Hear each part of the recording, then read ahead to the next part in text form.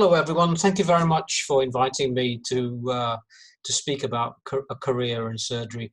Specifically, I'll talk about the pathway from foundation training into core surgery, and then using T&O as an example. Then I'll touch on national selection, criteria for national selection, and how you might be successful. So overall, hopefully, I'll be able to give you some pointers if you're particularly interested in a career in surgery, to get you on the, get you in the mood for polishing up your portfolio, and figuring out what you need for being successful at national selection.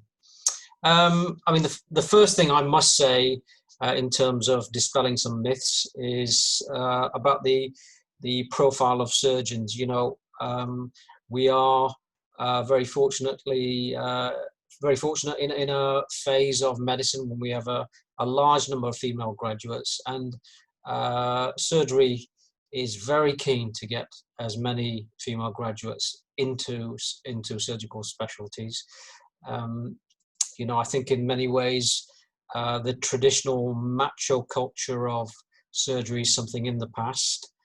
Most of us benefit from having female colleagues, and it's a personal benefit to my own practice that I have a large number of female colleagues. The other myth I really would like to dispel is that surgery is not friendly for having a family. I think most surgical specialties have an element of emergency work, but that's even true of, say, anesthesia, internal medicine. ED, for instance, has a huge amount of emergency work. So every specialty in that goes for surgery too. We have a fair volume of emergency work, but there's absolutely no reason why you can't have a happy family life, perhaps have part-time training, and perhaps even have some kind of reduced workload as a consultant to ensure that you can balance your family life with a career in surgery. I think moving on to the core surgery phase. In fact, core training on a whole, I think it's a really difficult phase of being a medic. You've all graduated, which is a high. I think you've enjoyed your time as a foundation medic, and in many ways, core training is a real kind of limbo land between having become a new graduate and on one hand, and on the other hand, becoming a specialist. I think there are many other tensions in addition to this limbo land as a medic. I think it's the first time many of you will have to make a hard choice about what you want to do with your career. For many of you who were bright, who did well at A-levels, medicine might have been like the path of least resistance, yet here you are now faced with a multitude of choices, and you are concerned about making perhaps the wrong choice. I think it is easier for this decision making if you are slightly older, if you're a postgraduate, for instance. I think it's also scary for some people if you have to relocate. The other points that come to mind, and this is entirely my view, this is not something that's written in stone, but I think your personality comes to the fore when you start choosing your career at this stage. Are you a glass half full person or a glass half empty person? There's such a long road ahead, and it must be very daunting for many of you to have to think, I could be making the wrong choice here. For many people, it seems like a false choice. You've got to this stage when you're offered this choice to have a career in whatever you wish, yet we put up barriers in terms of national selection exams, and that can be quite demoralizing for people. Most of us accept that at this stage in life you might have personal commitments to to someone or to your family, or you have social commitments, perhaps a passion in sport, art, music, whatever, and you're trying to balance all these things. So I accept that this is a difficult phase of life, full stop. Being a core medical being a core surgical training. I mean, just to put it into perspective, there are many countries in the world where instead of core surgical training, you will do national selection. For instance, if you were in Greece, then between internship and specialist training, you'd spend 2 years in the army. And there are many other countries, for instance, where you do a period of rural practice, perhaps, as a sign of commitment to a future career in medicine. There are a few other challenges of being a core medical, sorry, I keep saying core medical training, I mean a core surgical training.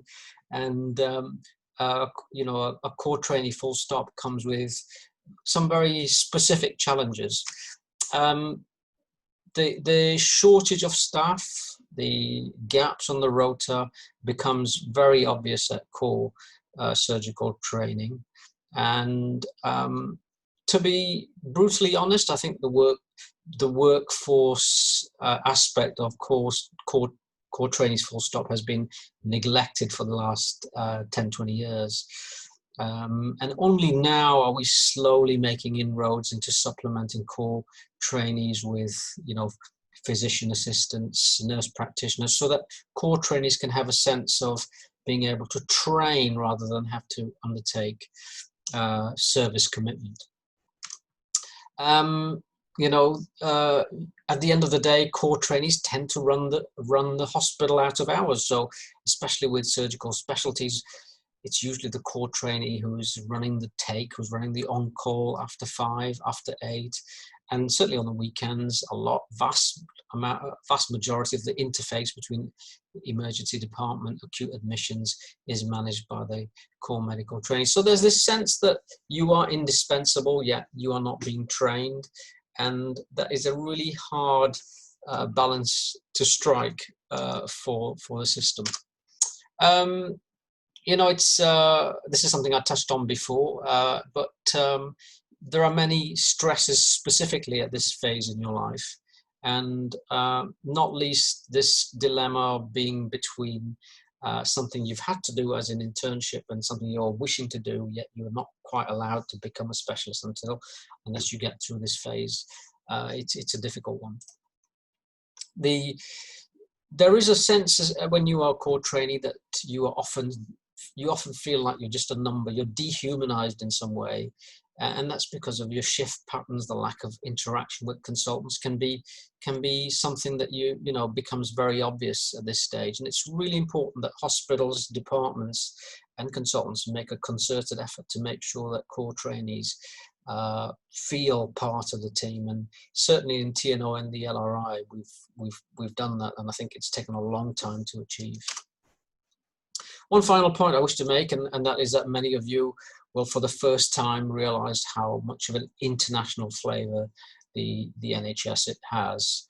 I'm sure some of you will have international graduates on your course. You'll have friends on the course who've come from abroad, but for the first time you'll come across people who have graduated from abroad, and there is for some people a sense of puzzlement about how the NHS can't kind of create, it can't have its own, hasn't got its own workforce from the UK. But the fact is that in this country, we just do not produce enough medics to staff the NHS, and we benefit hugely from having doctors from abroad. So again, this can be a strange phase when you are working alongside doctors who've trained and who've worked in a different system. Coming on to core surgical training national selection, it's actually a very straightforward matrix that you have to fulfill. And if you went online, for instance, you can find numerous websites which will give you the ins and outs of preparing for national selection for core surgery, and how best to maximize your point scoring. So here are a couple of examples of two domains. The first one on the left being the domain for qualifications, and you can see if you have a additional postgraduate qualification, then you can get extra points. And similarly, if you've been on courses, you can get extra points. So these are just two domains, and there are several others. So there's a domain for degrees and courses, as you just mentioned. There's a domain called additional achievements. So if you've undertaken some kind of activity, and that can be extracurricular, music, sport, etc., to a high level, then you can get credit for that, because that's a sign of your energy, sign of your leadership, perhaps, and a sign of your all well-rounded personality. Clinical audit, well, that's something that's become the bedrock of NHS quality in the last 20 years. And we want medics who are committed to that principle. So as a foundation doctor, you should have become familiar with quality improvement and clinical audit. Teaching experience, well, teaching training are both really important parts of the NHS. And we value consultants immensely for their contribution. And the NHS is really very unique in that respect, because consultants are expected to teach and train as part of their job. Whereas in many other countries, it's an option, it's a choice you make, and the NHS is expected to be standard. So if you've done some teaching, if you've done some training in teaching, then you get credit for that national selection for core surgery. And then you're familiar with presentations, publications. These could have been presentations, publications from audit projects, or they could have been clinical research or basic science publications and presentation. Similarly, we want to see evidence of leadership and management. So we expect medics to show some evidence of having leadership and management qualities. And this again could be, an initiation of a project that you've completed, or some kind of initiative in your department, perhaps even outside of medicine, something that you've managed. Commitment to surgery, well, there's no greater sign of someone being truly interested in the discipline than their interest in the field. So if you've done an elective, for instance, in that specialty, if you chose to do a special attachment or a special study module, these are the things that really matter and that catches our eye. Surgery, after all, is a technical, practical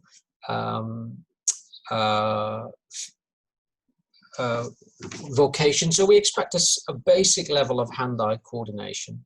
And if you have managed to do some clinical procedural stuff in your foundation doctor years, then it's to be welcome. So make sure that if you think you might be interested in surgery, that you have some kind of letter or certificate to show that you've done something. So I've come across foundation doctors before who, for instance, worked on a urology firm and did lots and lots of cystoscopies, and it was evident that they had basic hand-eye coordination and the ability to undertake practical tasks, because they were able to show evidence or get a sign letter to say that they had done several cystoscopies. Finally, your portfolio and the way it appears clearly is evident when it comes to how we score your portfolio to national selection. When it comes to the actual interview for core surgical training, then there are 3 stations, and the portfolio station counts for twice the amount as the management and the clinical. There are several websites, and I've listed one here, which will help you, guide you, prepare you for core surgical training, or help you perhaps understand what it involves if you want to explore this. So there's a portfolio station in which your portfolio, and those are the domains that we discussed in the previous slide, are discussed, and there might be one or two questions that are raised to clarify or to explore your thorough knowledge of your own portfolio. The management station is classically some kind of dilemma. It might be breaking bad news to a family. It might be some kind of ethical dilemma about a colleague who's come in sloshed with alcohol. That's the kind of scenario that you might be asked in a management station, and in many ways it reflects your ability to think ethically, to think on your feet, and to manage things with a certain amount of common sense. And perhaps it also reflects your own principles, your own ethics, and your own beliefs. Finally, a clinical station, so that assesses your knowledge, and that's important, so that we have an idea that you have the ability to assimilate and retain knowledge relevant to a surgical discipline. What's the success rate? Well, it's anywhere between 50% and maybe slightly less than 50%. But overall, there are roughly about 600 core surgical training jobs in the UK per year, and perhaps a little bit more than 1,200, 1,400 applicants per year. So not everyone who applies is successful. A minimum point score is usually set, and you have to score over that threshold to be selected. When you do finally get onto core surgical training, then what can you expect? And I was very fortunate to have a conversation with one of my previous core surgical trainees, Chris Berridge, who's now an ST3 in urology in the West Midlands. Chris finished his core surgical training in 2019 and spent a year as a CT3 before getting his ST3 number at national selection. Here's a picture of him, obviously enjoying a stint from his on-call rota. But Chris was very clear. He said, your MRCS is your top priority. And there are some people who are very fortunate who pass Part A in foundation, and then maybe Part B in a intermediate post between foundation and CT. But otherwise, you need to pass Part A and Part B in CT1. If you haven't passed MRCS A and B by the end of CT1, it becomes really difficult to get into national selection seamlessly. And it has to be your absolute priority. The best MRCS prep is in small groups and learning from each other, learning on the job. It's actually, in many ways, a really easy exam technically in terms of the amount of knowledge that you need, but it's a really difficult exam because it's in the sense that it's your first postgraduate exam after you graduated. And please don't underestimate how difficult it is to study with night shifts, with weekend works, perhaps with commuting. You need to be able to convince yourself that you'll study a little bit every day in order to pass the exam. And, I can't stress too much how some people find it really difficult to work and study at the same time. So, your undergraduate exams will have been a piece of cake in comparison. No night shifts, no weekend work, no commuting. This will be quite different. Most people pass MRCS by the end of CT2, and in Leicester we've had a variable pass rate. When I looked at 4 years worth of core surgical trainees, I found an exam pass rate of somewhere between 80 and 95%. So some years we have most people passing their core surgical, MRCS by the end of CT2, and some years, unfortunately, we have people who have to have an extended year because they haven't finished. Everything that you do in core surgery must count for your national selection for your ST3. So you've had your national selection for core surgery, and you're looking forward to your national selection for your subspecialty training. So everything you do in core surgery must be something that counts towards ST3, and it feels really kind of point grabbing, but it is competitive in that respect, but it's also your chance to show how capable you are in terms of potentially becoming a specialist, potentially becoming a consultant. So every bit of work that you do, teaching, leadership, ideas, plans, initiatives, everything must count in some shape or form towards your application for national selection. And the best thing to do, the best way to do this is to constantly review the criteria. So when you start your CT1, look at the criteria for national selection for ST3 and work towards ticking off each domain in turn. So quantity, as Chris my former CT told me, quantity is much more important than quality. You know, there's no point having a paper in the Lancet which took you 5 years to do. It's better to have 2 or 3 public publications in smaller journals, and that will give you a lot more points. Get recognition for everything you do. So if you teach medical students, if you teach foundation doctors, if you put up a poster, make sure that everything is somehow working towards your points for national selection for ST3. And essentially, ST3 application comes around very quickly. You finish CT1, start CT2. When you start CT2 in August, by the next November, so literally in 3 months, your ST3 application is to be ready for submission. And the closing date is usually in November, and then shortlisting, and then interviews usually in April of your CT2 year. So CT1 has to be the time when you've passed your MRCS A&B and your application for ST3 is ready. So in many ways, you know, the foundation, the meat for your ST3 application has to be prepared well in advance. So even your foundation years should be counting towards your ST3 application. Other tips I can give you for negotiating core surgical training, you know, keep a lookout for social media, join groups to inform yourself about the latest developments and so on in the subspecialty of your choice. I think it's a lot easier if you've decided what type of surgery you want to do before you start core surgery.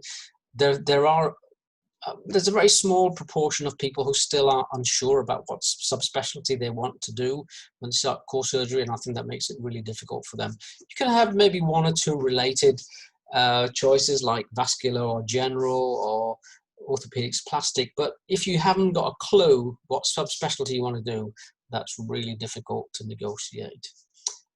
If you fail to go straight from CT2 into ST3, it's not the end of the world, and there are plenty of people who have to do an extra year, like a CT3 year or a CT4 year, to get into national selection. It's perfectly possible. When you do your core surgical training, you know, you really need to think about your commuting.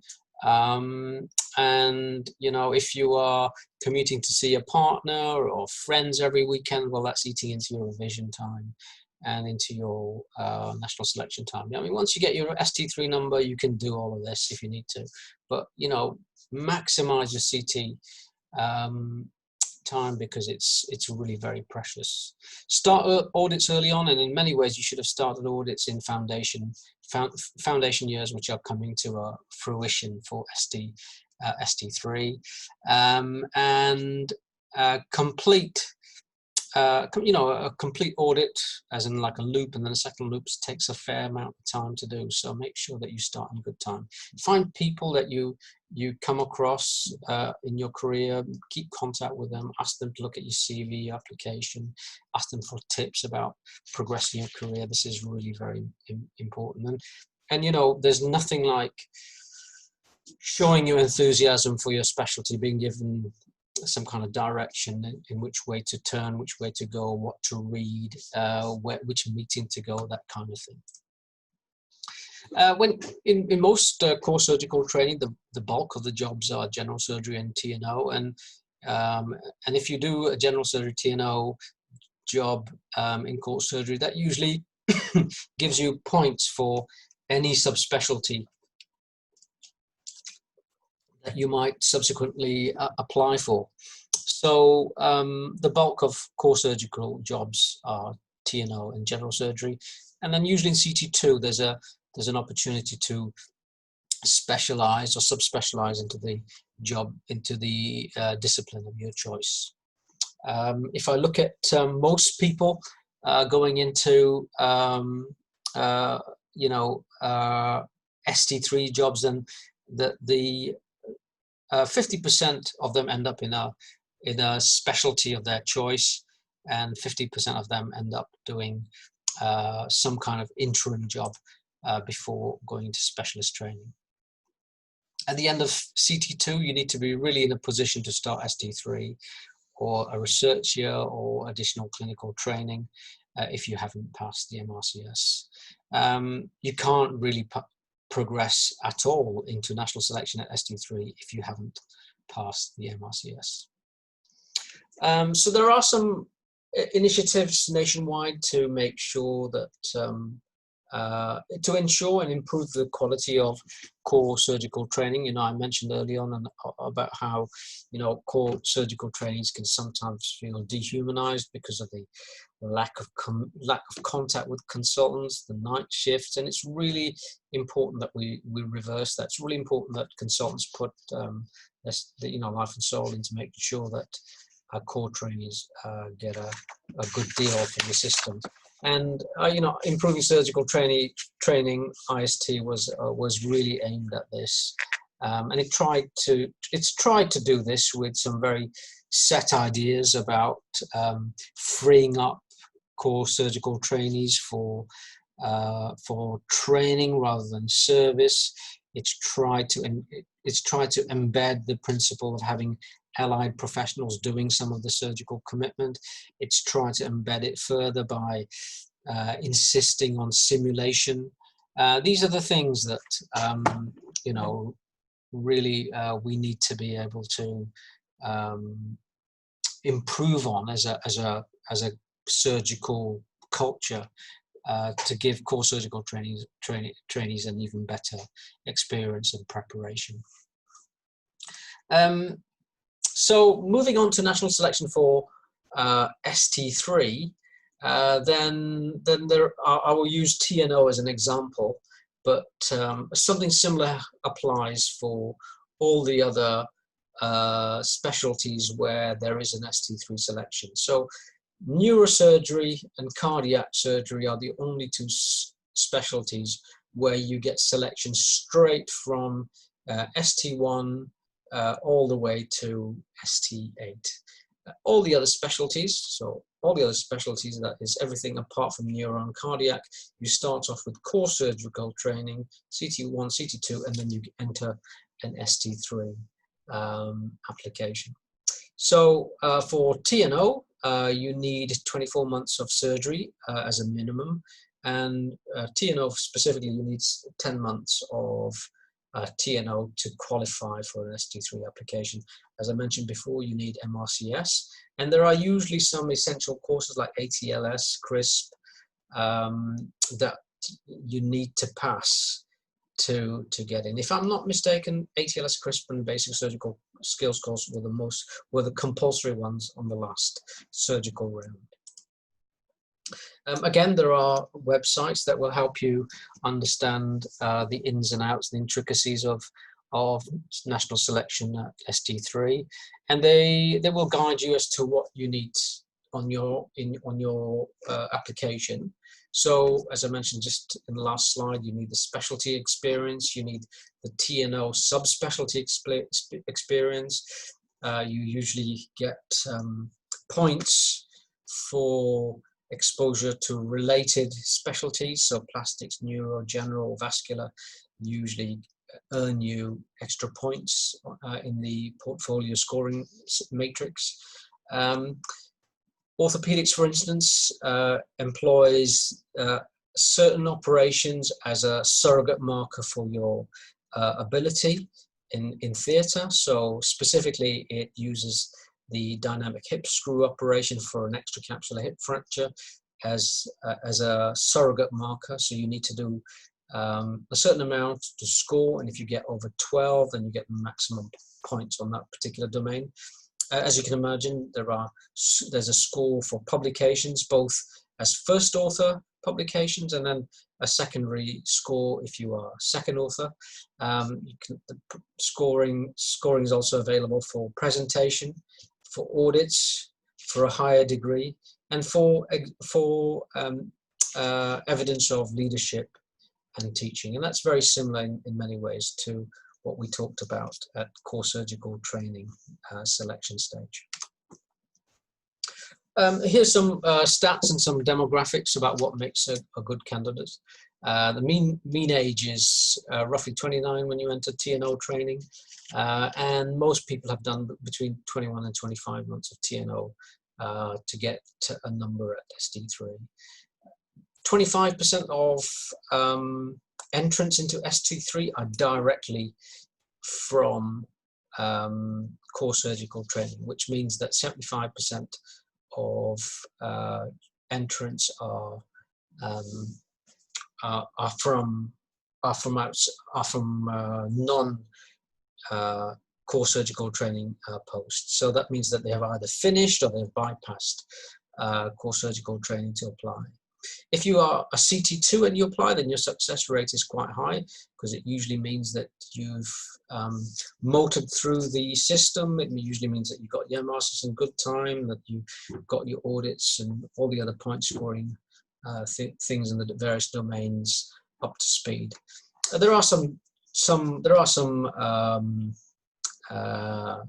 deaneries which seem to have a higher success rate, 7 London, Oxford, and I think it doesn't. I don't think it represents the differences in medical graduates or trainees, for instance. I think what it perhaps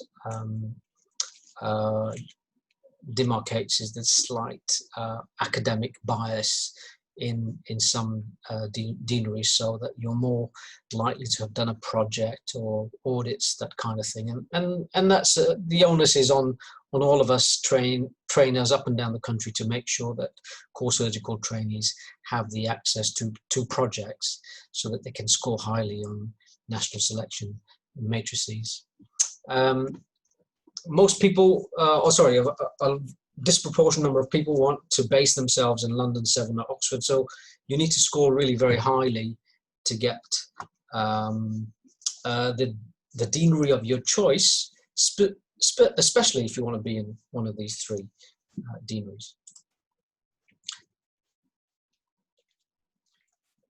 What's the number of TNO registrar posts available per year? Well, we're looking at somewhere between 100 and 200. 200 was the most and 100 was the least, and it varies from year to year depending on workforce predictions. And so the ratio of applicants to successful applicants is somewhere of the order of 2 to 1, or maybe less than 2 to 1 in some years. And that might indeed be a lot less than people think. And I think that probably is representative of most of the big specialties, though I think in some of the much smaller specialties like pediatric surgery, plastic surgery, urology, the competition ratios might be a lot higher. If you look at the spread of ST3 posts available across the country, then there's no surprise, the vast majority of posts are available in and around London, with smaller numbers of posts in other deaneries. So, I mean, I'm winding up my presentation here, and I hope all of that information has been useful for you. If you do need any further information, by all means, please do not hesitate to contact me. My email will come up right at the end of this presentation. But I understand the quandary that many of you have. It's a really long road, And for some of you, you might already feel exhausted by the long hours that you've spent as a FY2 and the nights and the weekends that you've had to do. I think you genuinely need to work out what your motivations are. And, you know, I think it's really difficult for me to tell you how to do that. But you know, that comes with reading, reflecting, speaking to people, exploring, and, you know, spending time with professionals in the specialties that you come across. And you know, one of the quandaries might be that you enjoy everything and you find it very difficult to pick something, in which case I would probably suggest that whatever you pick, you're likely to enjoy, and whatever you pick, you're likely to be good at. I have a personal crusade for this principle. You know, most of us believe that we have to get something, start doing something, and then once we do that thing, then we become that thing. But I think that we actually have to reverse that paradigm. And what you should be asking yourself is, who do I want to be like? Do I want to be like someone I've met? Do I want to be like someone I've come across within an attachment? Try and be that person. Try and be a student of that discipline, because generally speaking, everything else will follow. You will get to have, you'll get to do if you become the person that you want to emulate. Thank you very much for listening, and I do hope that this has been a useful talk for you.